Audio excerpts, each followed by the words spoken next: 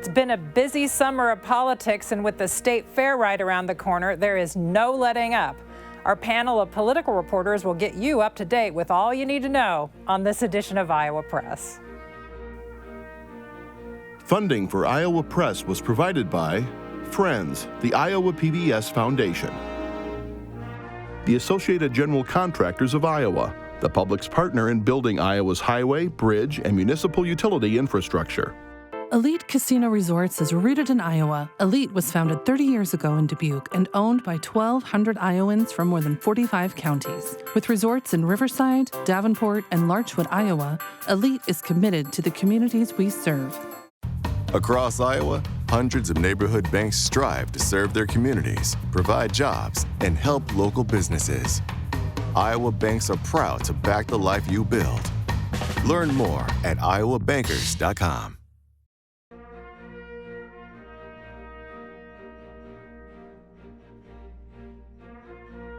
For decades, Iowa Press has brought you political leaders and newsmakers from across Iowa and beyond, celebrating 50 years of broadcast excellence on statewide Iowa PBS. This is the Friday, August 4th edition of Iowa Press. Here is Kay Henderson. July was a busy month for Iowa political reporters. There was a special legislative session, and there was a whole lot of presidential politicking going on in the month of July. August will be the same. Let's hear from these Iowa political reporters on this edition of Iowa Press. Katie Akin is here. She is the statehouse reporter for the Des Moines Register.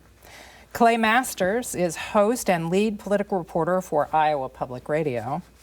Brianne Pfannenstiel is the chief political reporter for the Des Moines Register. And Erin Murphy is the Des Moines bureau chief for the Gazette in Cedar Rapids. A week ago, on Friday, the 28th of July, Brianne, there were 13 presidential candidates who spoke at the Iowa GOP fundraiser. There were about 1,000 people there.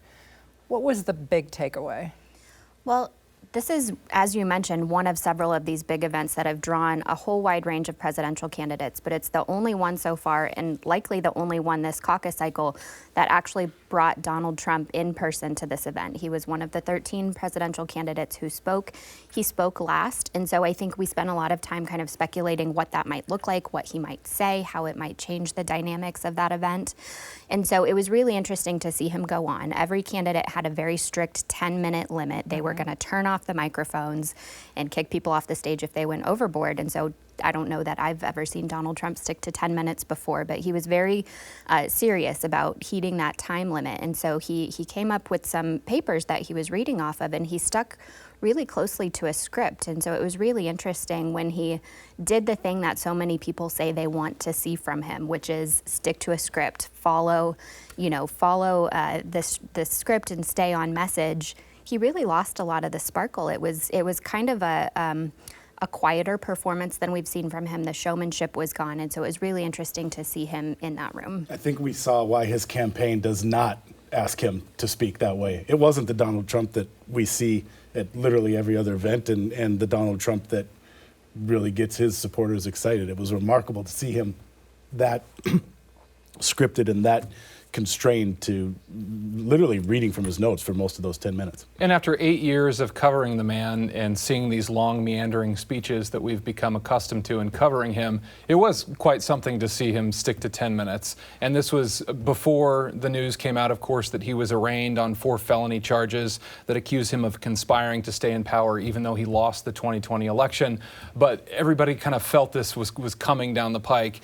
And everybody that I talked to in that room still had very glowing things to say about Donald Trump. There was a lot of frustration over the pending indictments that we were going to see. And it was very much a showing that this is still a party that really likes Donald Trump. And you even saw a moment where Will Hurd, a former congressman from Texas, said Donald Trump is only running to stay out of prison. And there were a lot of boos in that room that day. Katie, people were sort of anticipating a Trump versus DeSantis moment at that particular event. You covered Ron DeSantis, the Florida governor, in the hours leading up to that event.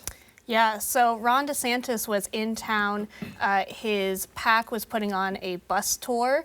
So I was with him Friday before the event. We asked him, you know, you're going to this event tonight with 12 of your competitors. How are you going to, you know, differentiate yourself from them? And he said he was really going to focus on his biography. He was going to focus on his record in Florida. And he was going to make the case that he was the most able to beat Joe Biden in a general election. Overall, I hear he got a good response at the dinner, but he didn't have his claws out. He didn't come out and attack Trump at that dinner, even though they were both on that stage. The other thing I wanted to add, and going back to the moment that Clay described, former Congressman Hurd, it was remarkable watching that unfold too, not just for what he said, but the way he delivered it. There was a moment right before he said the now infamous line of Donald Trump isn't running to represent the people he ran for in 2016 to 2020. He's not running to make America great again. He's running to stay out of prison. In the moment right before that, there was this visible pause. And it was almost like, and I'm reading into it a little bit now, but it almost looked like Congressman Hurd was making one last decision: do I go for this or not? Yeah. And he did. And to Clay's point, more booze than I've heard at a state party event in a long time. It wasn't the entire room, but it was a very audible section. It was a very remarkable moment. Brianne, we've seen people booed about Ukraine policy in Iowa, as there's a group of Republican voters who think the U.S. should retract from Ukraine. You have some candidates who are articulating that and others who are vociferously saying the U.S. should stay in Ukraine. But let's talk a little bit more about the Will Hurd moment. What did it tell us about the Iowa GOP? Well, it was really fascinating in this moment because this was a function hosted by the Republican Party of Iowa. You paid money to be there. It was a dinner. People were dressed in nice suits and nice dresses. They were out for the evening for a nice dinner. This is very much the party, right? This is not necessarily the grassroots folks who you might expect to see at a Donald Trump rally. So to hear this room in particular boo when Will Hurd made those comments was surprising to me. When he was making the comments, as Erin said, you know, there was kind of a collective breath holding. You know, he started to inch toward making these statements and everyone kind of waited. What's he going to do to resolve this? And so when it came out and there were boos, you know, I was looking around the room and certainly there was a chunk of this group who was booing. Some people were keeping quiet. So I think it says that there are many people who are still committed to Donald Trump. They don't want to hear anything against him. But there's also this quieter group who is just sitting there, right? They're maybe not as vocal in responding to those things. So in talking with folks afterward, there are still a lot of people who are open to the 12 other candidates who were there. What does this tell us about Trump 2024 versus Trump 2016? First off, we'll stop talking about the dinner at some point. Mm-hmm. But I just want to circle back. I mean, it was a very, and I think I can answer the question by saying this, but it was a kind of an informal straw poll moment where you were afterwards, they had these different rooms where you could go meet the different candidates. And there was a line to see Donald Trump. Longest line. There was a line to see Vivek Ramaswamy. There was a line to see Ron DeSantis. By comparison, there was like, you could get in and see the former Vice President, Mike Pence. Mm-hmm. And to me, that kind of tells you, you know, anecdotally, that Trump's doing just fine in the party. Okay, so the difference between 2016 and 2024, well, you have a former president who has served as president. We have these criminal charges that we've been hearing about in the news every day.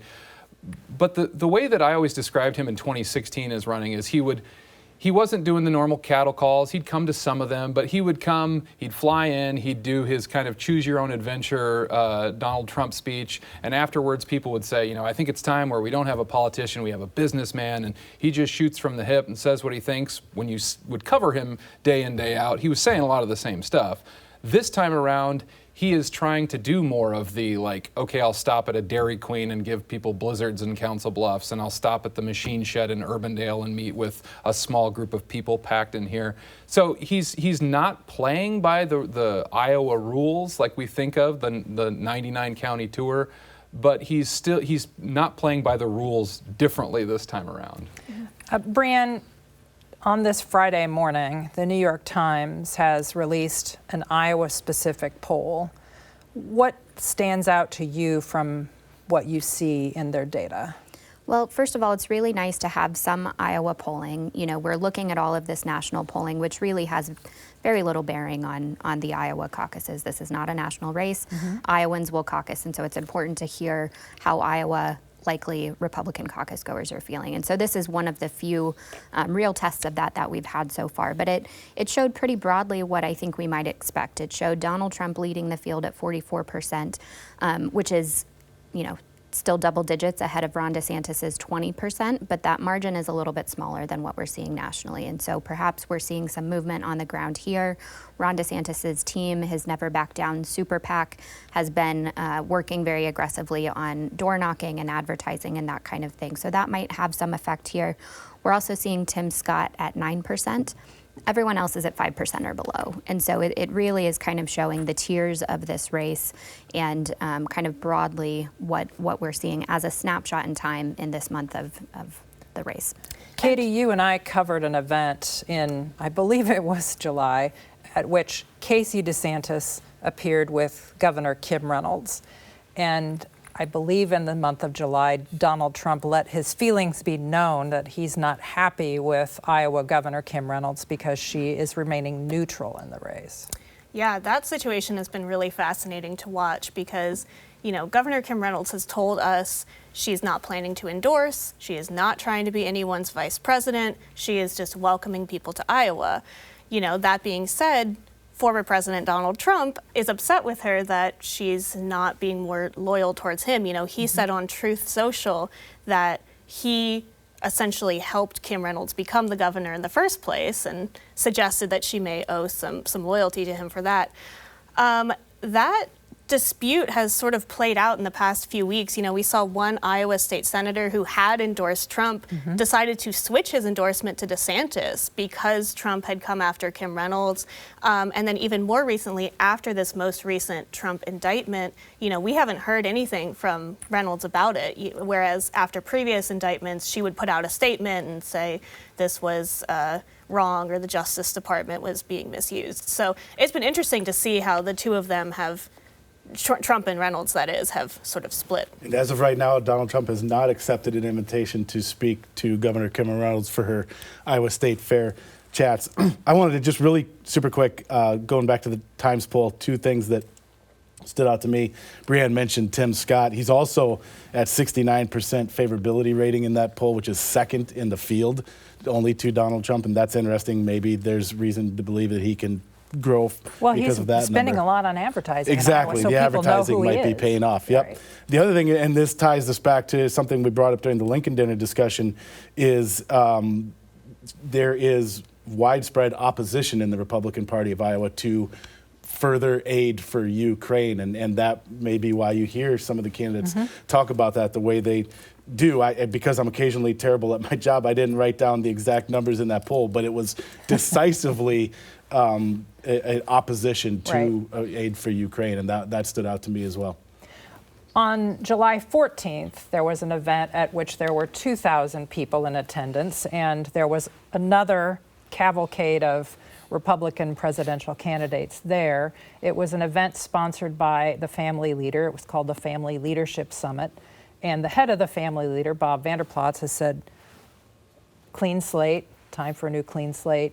Clay, I believe you and I were there seated next to one another covering this event. What did strike you as the most important moment or thing that we learned there? Well, first off, it was, so Bob Vander Plaats, who was on this program a couple months ago, he's the leader of the family leader, and he got up and spoke, but it was really the kind of the Tucker Carlson show, the former Fox News host. He was interviewing all these different candidates, and I mean, like, I've covered these summits in the past, and they focus a lot on anti-abortion rhetoric. They focus on a lot of religious stuff. You know, 8 years ago, Donald Trump said at this thing, you know, he doesn't ask the Lord for forgiveness or something like that, and kind of misused talking about the sacrament.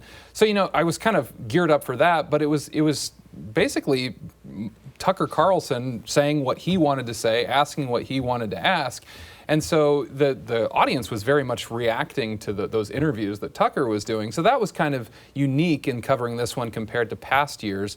And the other thing there that was important to me was just to see how much work this group has done in affecting policy in the state of Iowa. You had Chuck Hurley, the legislative person for the family leader who lobbies on behalf of them, talking about, we've been working for years to change things in Iowa, and could run down the laundry list of things that were passed in the legislative session. And then you had the governor, Governor Kim Reynolds, sign the abortion ban at 6 weeks at that event with all the legislators who helped pave the way for that to happen. So while it was an event to feature the presidential candidates, those were the kind of takeaways for me. This was very much a function of what is happening in the state and what the party has been affected by the family leader. And I'll beat the dead horse. One of the moments that stood out was Tucker Carlson pressing Mike Pence on Ukraine policy. And Tucker obviously had coming at it from a very anti-aid to Ukraine perspective, and Mike Pence has been supportive of continuing that aid to Ukraine. So that was one of the more contentious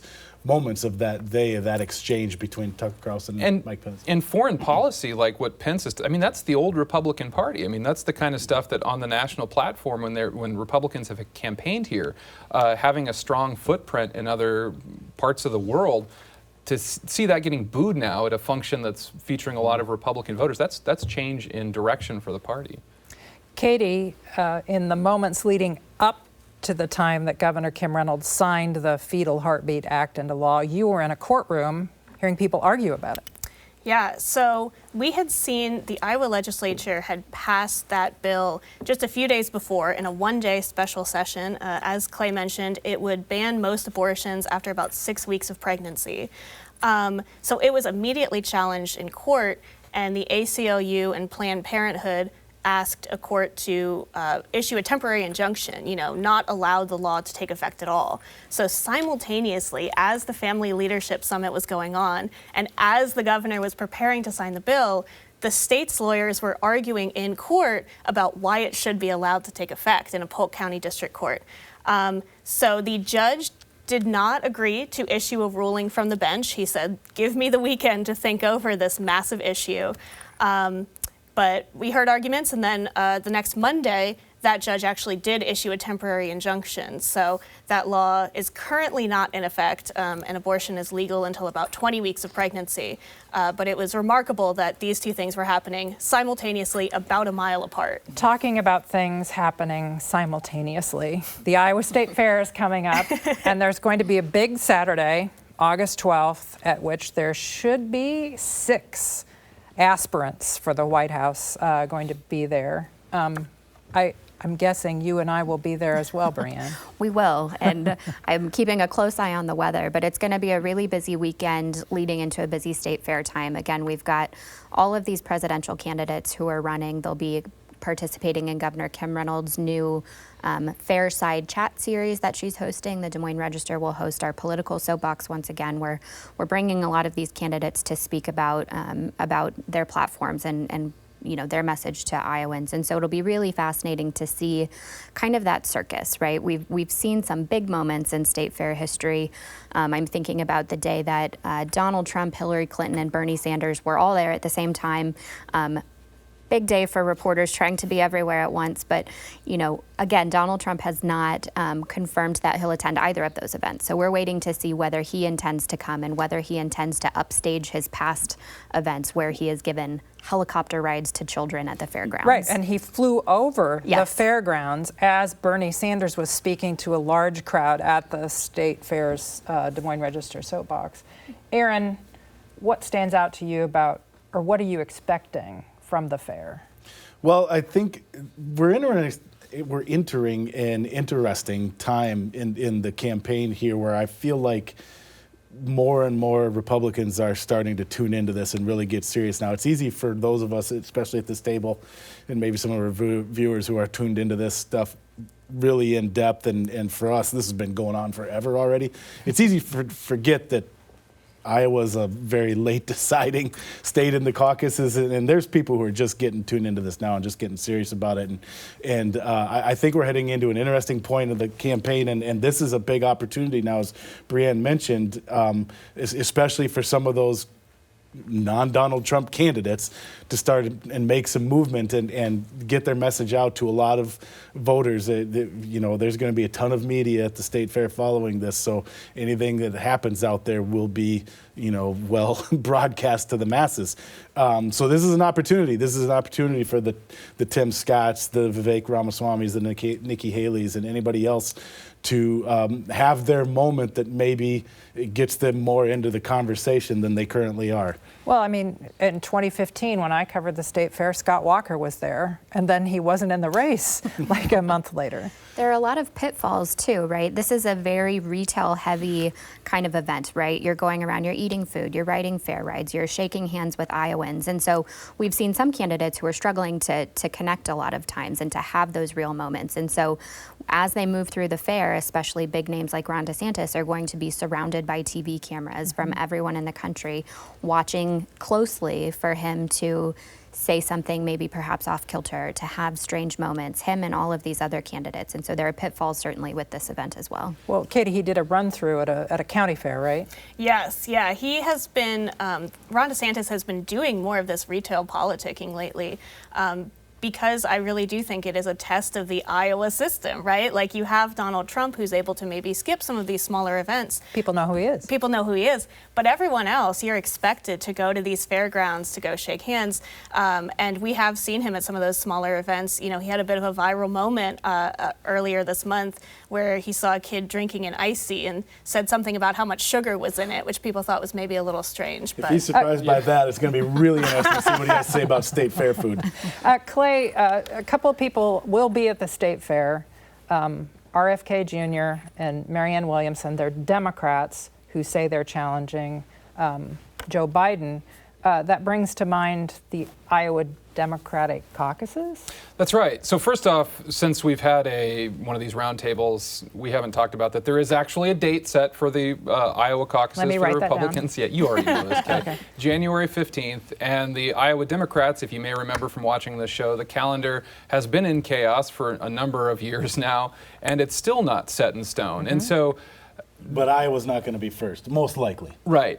And so there's been question about, well, will anybody on the Democratic side even come to Iowa? Well, when I saw the list come from the Des Moines Register political soapbox, I thought, oh, wow, there's actually going to be a couple Democrats who are here. So they're making some kind of play right now. It'll be interesting to see what they have to say and to see how serious they're going to take Iowa. And the other thing, too, is that I was watching the Iowa PBS documentary about the state fair, and it was a reminder that it's like, oh, this is the state coming together in the central part of the state. And at the core, these politicians are coming, trying to Erin's point, put a bug in people's ear that, hey, there's a presidential race coming along. If you haven't been paying attention, people are turning their heads and seeing these people on the stump. So this is a chance for people to start actually getting maybe not as plugged in as we all are, but it's a chance to start kind of paying attention. Brianne, is January 15th really going to be the date of the Iowa GOP caucuses? That's a great question, Kay. I think we've all learned not to write anything in stone at this point. Write it in pencil. Write it in pencil. There's the chance to erase it and to move it by a week or two. We're watching what happens with other states like New Hampshire.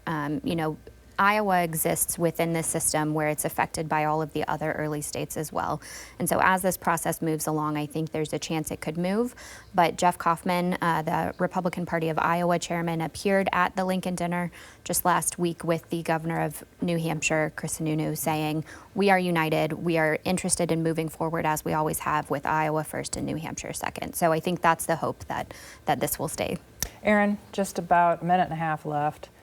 Schools are starting, and schools are asking for some guidance for some new state laws. And they're not getting it. So the legislature and the governor passed a very sweeping bill, but one of the most notable elements of it was it said that school libraries and curriculum can't contain materials that have certain graphic depictions, and there's definitions of that in the law. And schools are desperately seeking guidance from the state on what exactly that means, what can be allowed in schools and what can't. We've heard of a suburban Des Moines school that's taken hundreds of books off of their shelves. And the Department of Education has essentially not given them any guidance. Basically, they gave them a re-summarizing of the law with no details whatsoever. So schools are still kind of left in the dark on this and having to fend for themselves and decide on their own what they think the law means as far as what books are okay to remain in schools. So we were in the dark until this week about some gambling-related investigations that involved student athletes at the University of Iowa and Iowa State. Does anyone sitting at this table think there's an appetite among Iowa legislators to sort of peel back any gambling laws in the state? What previous gambling law has been peeled back in any form? Okay, have any? I don't have an example, and I'm also saved by the bell, so to speak, because we are out of time for this episode of Iowa Press. Thanks to all of you, and start hydrating now for the State Fair. You can watch every episode of Iowa Press online at iowapbs.org. For everyone here at Iowa PBS, thanks for watching today.